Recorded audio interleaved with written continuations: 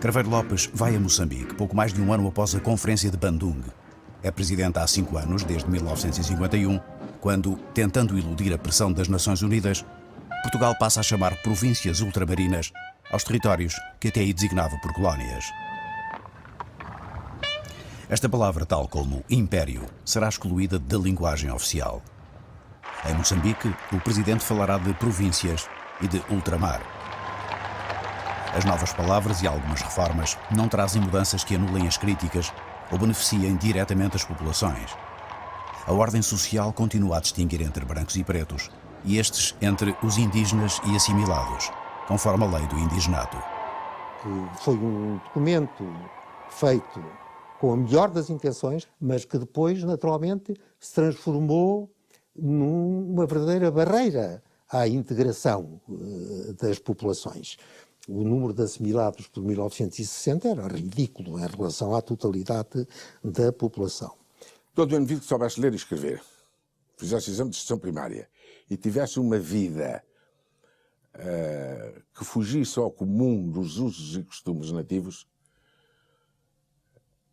passava a ser considerado um assimilado. Era assimilado a branco. Havia aquela situação de que os assimilados deviam estar na zona dos brancos. Então, a minha mãe, quando me acompanha, de Búzios para Beira, entramos no barco, a minha mãe estava na zona dos indígenas e eu estava na zona dos assimilados. Mas eu fiquei muito chocada. Era preciso saber falar bem o português, era preciso não falar as línguas nativas, como diziam a língua dos pretos, que era a língua de cão. Na Guiné, na altura, havia dificuldades enormes, havia até separação de classes sociais, havia grupos considerados civilizados e outros considerados indígenas. Havia a caderneta do indígena, peça do bilhete de identidade. E há bilhete de identidade. Eu tenho uma na Era Colonial de 3 folhas, mas para conseguir aquilo, um amigo tinha que ter 4ª classe. Além da 4ª classe, querem saber mesmo na administração como é que a pessoa vive. O assimilado, portanto, era o elemento mais aproximado aos brancos. Podia conversar com eles, podia, quando for necessário, mesmo ser admitido a uma mesa, se há um convívio qualquer. Ser assimilado dependia do governador do distrito e de um conjunto de requisitos do âmbito escolar ao social. Julgando-se nas condições necessárias, o africano sujeitava-se então a um processo burocrático em que pedia para ser assimilado, declarando já não praticar os usos e costumes indígenas. Aqui Lourenço Marques, para ter este documento, tinha que ter 4 testemunhas. O meu avô arranjou 4 testemunhas. E cada testemunha tinha que ser pago 20 escudos para poder ter. E com esse documento já, bilhete de identidade assimilada, já podia fazer exame da 4ª classe. Então, a partir da 4ª classe, desse documento, eu já sou assimilada. Quer dizer, eu sou branca já posso estar já no lado dos brancos. Então, já não posso estar com as indígenas. Havia uns moçambicanos que tinham cultivado a assimilação. Se faziam de assimilados, quer dizer, quando viam os outros, viam de que os outros eram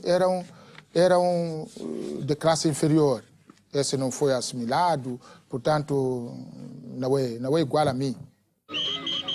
This is Portugal, not Portugal in Europe, but Portugal in Africa, the overseas province, as the Portuguese call it, of Mozambique. And these people are Portuguese, members of the multiracial society upon which Portugal says her African policy is based.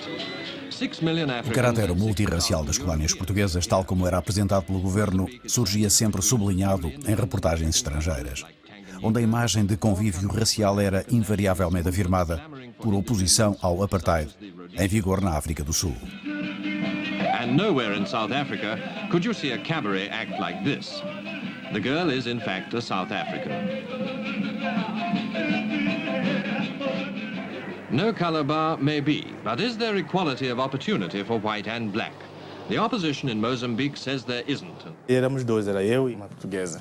Ela ganhava o dobro do meu salário, mas ela não tinha nem sequer a 4ª classe.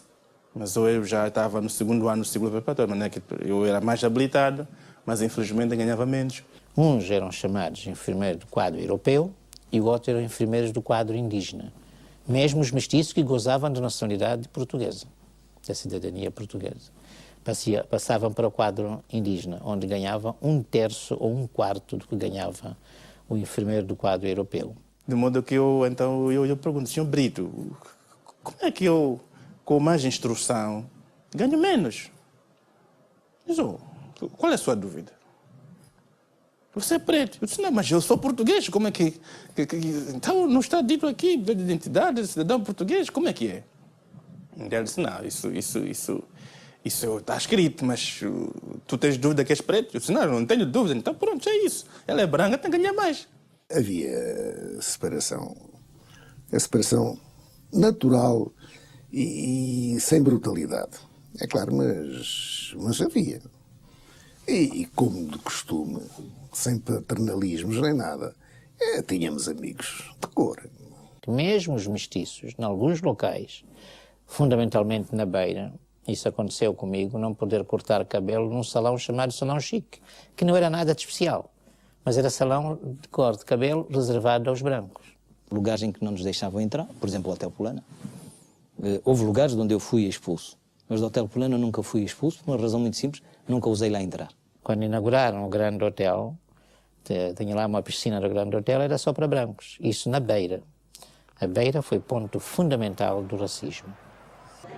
Mais ou menos integrados na sociedade média branca dominante, mais ou menos aculturados aos hábitos europeus, os chamados civilizados eram muito poucos. Em Angola, no final de 1958, os assimilados eram menos de 60 mil para uma população superior a 4 milhões de pessoas. Em Moçambique e na Guiné, as percentagens eram ainda mais baixas. Fosse por incapacidade ou desinteresse na elevação pela escolaridade dos africanos, a orientação colonial permitiu apenas a formação de um pequeno número que recebeu a cidadania portuguesa e assim pôde ascender na escala social. Professores, enfermeiros, funcionários, profissões existentes sobretudo em áreas urbanas. A grande hipocrisia da época, que era que Portugal tinha feito um colonialismo, uma colonização diferente de todas as outras potências, que não havia racismo em território português. A prova é que havia negros, brancos, mestiços vivendo harmonicamente. Mas o que é certo é que o papel social, o lugar de cada um, era determinado pela sua pele. A pele funcionava como um uniforme. E, portanto, cada um sabia até onde podia ir.